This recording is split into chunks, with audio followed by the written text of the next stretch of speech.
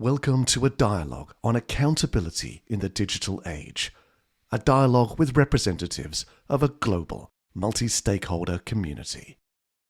And I'm your host, Frits Bussemaker, and today I'm delighted and privileged to have a conversation with Neil Sahota. Neil, welcome to the program. Hey, great to be here, Fritz. Always a pleasure to talk to you. Hey, Neil, thank you so much. Let me introduce you to the audience. You are the CEO of I4ADA Labs, which aims to improve human thinking, which is in itself a smart thing to do, I guess. You are the board member of a number of education and digital technology communities, including advisor on AI to the UN. Background as a lecturer, instructor, course designer. You have a global audience, live out of California. You also are the author of the best business book, Own the AI Revolution, which we're going to talk about. And all this work has made you quite a prolific speaker. The list of speaking engagements is endless. And actually, I want to start off with that last part, if I may. So again, welcome. You've given numerous talks, including a lot on AI, given your background. Is there a common message in AI? In your message? That's an interesting question. My talks are always tailored for the audience. I'm all about value, but there actually is a common message among them. In fact, there's actually two messages. The first one is that when it comes to AI, you keep thinking automation rather than innovation. Yeah. Historically, computers have been about doing something faster or cheaper or less errors. But AI, third generation computing, whole new sets of capabilities that we're not tapping into because we're not used to having those tools. We're not familiar with those capabilities. And as a result, nothing wrong with automation with AI, but we're only unlocking 20, 30% of the actual value from it. Okay. And that kind of ties into the second common message I tend to make, which is around AI for good, in that you can look at AI as a threat, human versus machine, or you can look at it as an opportunity. AI, so human and machine, like hybrid intelligence, complement each other's strengths, help each other come over the weaknesses to do even better work, hopefully channel that work towards value and maybe the betterment of planet, people, and profit. Yeah. Now, I like the fact you're referring to your background, which has the AI for Good logo on it, which is set up by the ITU, the International Telecom Union. And that in itself, well, maybe you can explain what is the AI for Good movement all about? It's really an initiative to drive solutions around the Sustainable Development Goals. Okay. So think of it as a community with global partners that are looking to try and make a difference. And this is not about everyone kind of coming in and saying like, we're going to go solve climate change. This is about people coming in with very localized problems and trying to find ways to deal with it. The great thing is local problems have global solutions. Okay. I don't know a single community out there that's not worried about the future of work or food production and safety or climate change. So I think that's the huge advantage, is that these small little things, or what appear to be small, really add up in the aggregate to move the needle in terms of the SDGs. Okay. Now, I was wondering, I mean, this is a global discussion going on at the moment. In your role as an advisor on AI to the UN, what do you actually advise on? There's three main areas. So one is policy, regulation, legislation. Okay. So what do we do about that? And I actually do sit on the UN committee for AI governance. And at least as the time we're taping this, the UN Secretary General actually announced last week that the UN intends to form a new agency just on AI. Yeah. Right. Pretty big deal. So that's one area. Second is around projects. So hoping to kind of identify or review proposed projects, a little bit of triage, some portfolio management, that we're allocating our resources or funding as optimally as possible. And third is really the ecosystem development, building the community, building the partnerships with private industries, other NGOs, government agencies, academia, so that we can actually pool our resources together and, well, not reinvent the wheel, so to speak, to actually maximize what we have towards the SDGs, towards these solutions. Okay, got it. Thank you. So now that in itself is a global audience. It's a big audience. At the same time, I'm wondering, does the general public have an understanding of AI as, I would say, the community you're talking about? I'll just give you an answer to that, which, your take on that. For me, I think the general public still has this Terminator image of AI rather than the AI for good image.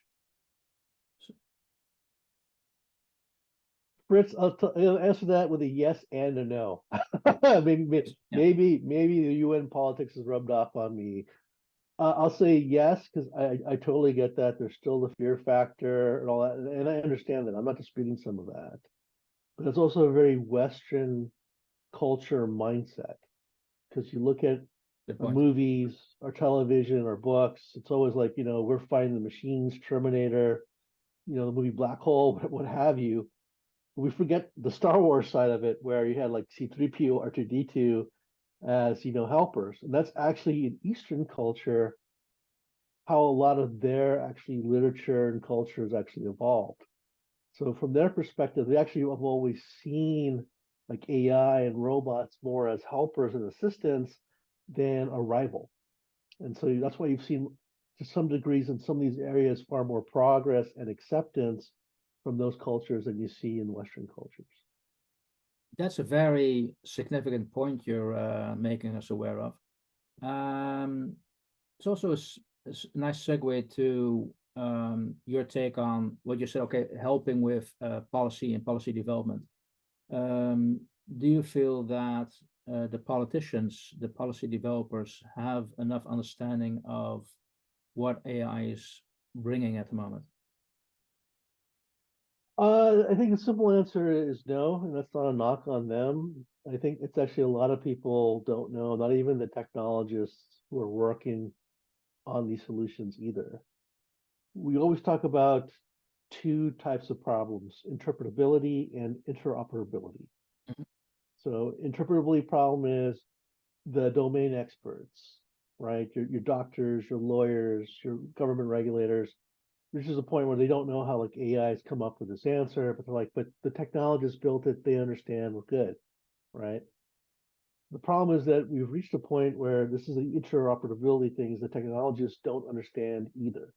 And it's not just that they don't understand how the AI came up with the answer, they don't understand the domain well enough to even know how things actually work. We live in a time where understanding parameters and process, like prompt engineering, becomes so paramount. Look, there's a lot of smart technologists, but I haven't met many that understand the challenges of operating a hospital or running a marketing campaign or putting together legislation to figure out, anticipate use and misuse of technology beyond what was originally intended. Okay. Bringing me to another question as a follow-on. If I look at, you could say, the IT domain in general, the AI domain, you see these discussions on, okay, the general public, policy developers, they need to understand AI. To what extent does it also work the other way around? Do the AI developers need to understand general public and need to understand policy development? I think that they do. They don't have to be a master of it, just like the policy makers don't have to be a master of AI. You have to understand enough about the space that you're working in. This may be more of a tangential example, but it's unfortunately a horrific, good one, the challenge that we face. Look, we have all this like digital twin technology, Web3, the metaverse, powered by AI, simulate. It's great for developing new things like jet engines, where we don't need the physical location, we don't need the materials. If it blows up, no one dies, right? but we can also test the engine in ways we've never been able to do before with the real prototype. Because the AI can simulate environment at 80,000 feet at this, at this speed, at this range that we normally can't do. However, right, as we look at that was the outcome we're trying to achieve, we don't think about the other potential uses or misuses. There was a person in Canada recently that they took that kind of technology and they realized they could do deep fake. And they took real pictures of children off social media and used this technology to create, pornographic images. Okay. Right. And people were aghast. And, and I work with some organizations like the Zero Abuse Project that helps the survivors of childhood sexual abuse. And everyone's going like, how come you guys didn't think about this? Oh, who would think about using the technology in such a way other than a pedophile, right? That's unfortunately the challenge that we face. It's that misuse. We're so used to reacting, Fritz, to when something bad happens, but now we're moving at such a fast pace. Rapid change at huge volumes. And this guy was generating thousands of images. We can't afford to be reactive anymore, and that's where we struggle. That's why the regulators have to understand a little bit about how AI works. That's why how technologists have to understand a little bit about policymaking. Okay. Oh, this is confined very much to the United States. Just want your take on that, because your story reminds me a little bit of in the 1990s when the US developed its Consumer Decency Act. It's a way to regulate child pornography on the internet. It also introduced a clause prohibiting ISPs from any responsibility on a content which is then going through the systems. So what you just said for me means, should we develop an AI when we're developing rules and regulations around AI? Should we really think or rethink if we're going to have a 290 type of clause for the AI providers? It's something that's being debated right now, right? There's actually been talk about removing some of those protections. There's been talk about some of these technology companies trying to install some of these guardrails. And like, OpenAI has come out and said that they've put some safety things around, famous politicians and celebrities so that they can't be like deepfaked. Like, okay, it's great, Canadian Prime Minister, US President, that kind of stuff. But there's a whole host of members of Parliament, of Congress, all these things that are still being able to be deepfaked. And that's what everyone's thinking about. They're thinking about, I hate to use a baseball analogy for everybody, but they're looking for that person that's going to hit the grand slam, the maximum number of runs, one gigantic hit. And it's like, this is all about someone just hitting single after single after single, just rapidly. Much more efficient way of scoring and much more difficult to stop because it's happening at a slower pace. And that's the bigger challenge, is that it's not, you're going to go see a deep fake of, the US president saying something wacky. You're going to get 1,000 people get a little deep fake video targeted at them, and another 1,000 people get a little different deep fake video. It's going to be a little bit undetectable until the mass comes together. Okay, so the guardrails you talked about are insufficient. We should not be protecting just those public figures. It's about protecting the general public. Yeah, that's the bigger thing. Think about the recourse. I know we've been talking a lot about deepfakes, but it's unfortunately a great example. Deepfakes, it really got its start with a mobile app called Deep Porn. This was around revenge porn. So if you had a nasty breakup, you're unhappy with your ex, it actually allowed you to take pictures or even video you had and create a fake pornographic video of them. Quality wasn't the greatest or something like that, but most people don't know who that person is. Yeah. It's easily passable, and you don't know what's going on until maybe somebody sees it and tells you. Then what recourse do you even have, right? You might have millions of people already view that and think that's really you. Okay. disturbing examples which you just shared with us. Now, within the AI domain, what do you feel is the biggest threat for accountability today? I think unfortunately the biggest threat to accountability is this whole segregation between we've built the tool set and how it actually gets used. Okay. So you have a lot of companies we're building these tools to do something specific, precision medicine, financial literacy, whatever it might be. But they don't really consider how it might be adapted differently, right? Other uses or misuses, but they feel like they get some, absolvement of that because there are bad actors. We all know that are going to abuse some of this stuff. But again, we reached a point where this technology has such a profound impact at such a rapid pace, you can't afford to be reactive anymore. We all have a responsibility, including those companies, those developers, to think about those other uses, good or bad. But when you end up make a statement, okay, we all have the responsibility. Basically, then the end result is nobody's going to take that responsibility. So again, if that is you see as the biggest threat for accountability,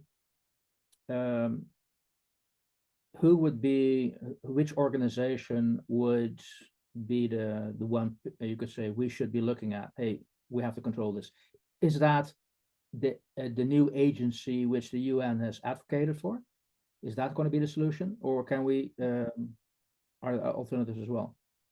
So this is something we've been debating in the committee for a few months now, and the general feeling is that the United Nations is, it may not be the only one, but it's probably the best known one that can actually do this, that has the credibility and the trust. Because if you have one of the tech companies trying to do something like this, everyone's going to wonder, okay, what are they going to get out of it? If you have one country trying to make the effort, they'll be like, okay, what are they trying to get out of it? Yeah. That's the challenge. I think from the UN perspective, that credibility and trust is there to do that. This is also far more than just I think really an agency. It's really coming up with, people doing this kind of proactive usage thinking to actually go in and partner with these companies that are developing technology to figure out these other uses. Okay. And that may be an agency that's, kind of the long-term goal, but we know that's going to take time. You need some kind of parallel things. And there's been talk about, can you set up a standards board? Can you partner with some of these organizations like I4ADA or ACM to start doing some of this, put some of these, at least mindset. At the end of the day, a lot of this is going to be a mindset that if at least you can get the developers, the architects, the companies, the business people thinking about this, so that at least when they go in to develop it, that thought process is in place, it'll mitigate some of this risk. Okay, so it's not just having a single, almost siloed entity. Your message, an advocate. Okay, this needs to be pervasive in our educational system. In anybody out there who needs to understand. Look, you need to take ownership of providing solutions. Now, it is, and I'm going to use a really weird example, if I may, Fritz. sure. Microwave ovens, right? Most of us know how to use them. Yeah. Right? We know don't put tinfoil in, don't put your cat in there, right? But there was at the time people doing stuff like that, right? Either not recognizing what would happen or potentially being cruel, right? It hasn't stopped 100% of that, obviously, but it stopped a lot of it by that education and creating that mindset that, hey, you know what, microwaves can help you heat your food, but they can also unfortunately be a tool of destruction. So you gotta stop and think about some of the things you're gonna do or not do. Yeah. Okay. Was wondering, is the discussion on time you could say in your work, is that an issue? Like, let me rephrase that. AI and digital technology is developing so fast that the question is, can the legal and regulatory framework actually can keep up? And that gap creates an accountability issue. So how are you going to mitigate accountability risks when the speed of both systems varies so differently? Really good point, Fritz. And unfortunately, it's one of those things where that also requires a huge organizational change. The way we do regulations also has to change. It's not just the purview of the regulators.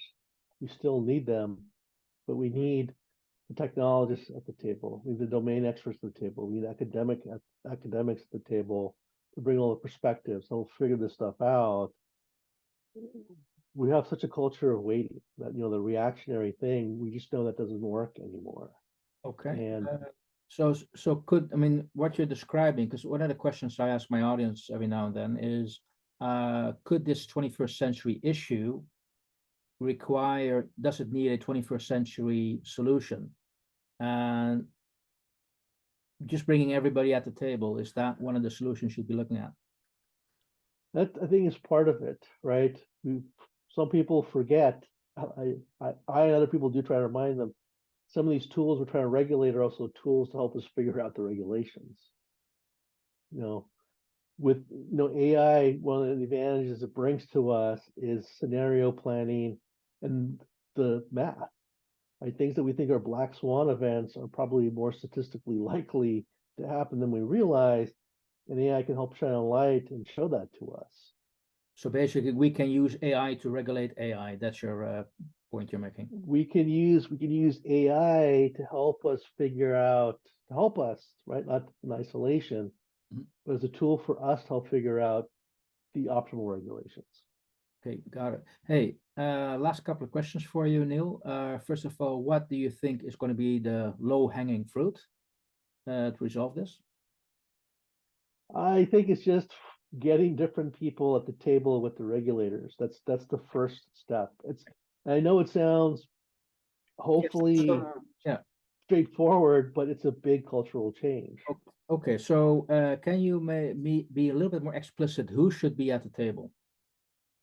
I think that whenever you're trying to figure out regulations, like, let's talk about AI, and you got to have not just the regulators, you're going to have the technologists working on these tools. You have to have the different domain representations. So if you're talking about AI in healthcare, you need doctors and nurses and clinical researchers at the table. You need academics doing research in the space. You need philosophers, right? Because they're really good at the thought experiments and figuring out some of the misuse or uses that could occur from that. How about civil society? I think you do, but I also think it depends on what specific areas of regulation you're looking at. There's, the challenge with this is that there's also a right balance on the right people in the room. Because if you just say, hey, we need different perspectives, you'd have a lot of people jump in that they just want to be heard, but they're not actually contributing anything of value. Good point. Yeah. Okay. So not having everybody at the table doesn't mean everybody should be at the table. You have to add value. No, that's a fair point. Hey, last question, if I may. How do you see a community like our Institute for Accountability in the Digital Age? How does this add value to this discussion? I think it's actually a must-have, and I'm glad that it even exists, because digital age, there are no boundaries to technology. Someone develops something or some country develops something, there's something to stop that migration. Again, we need somebody kind of at least leading the charge here, trying to build the ecosystem of people to get together and actually not just have these conversations, but take action. But there's got to be some central hub to drive that, and that's exactly what the Institute for Accountability does. Yeah, well, thank you for that feedback there. Neil, it went very quick, this interview. I want to thank you so much for sharing your thoughts, and wish you well in your endeavors to help make AI specifically accountable. And thank you for sharing your thoughts on how we're going to do that. Thank you. My pleasure, and everyone we all have a part to play, so keep the fight up.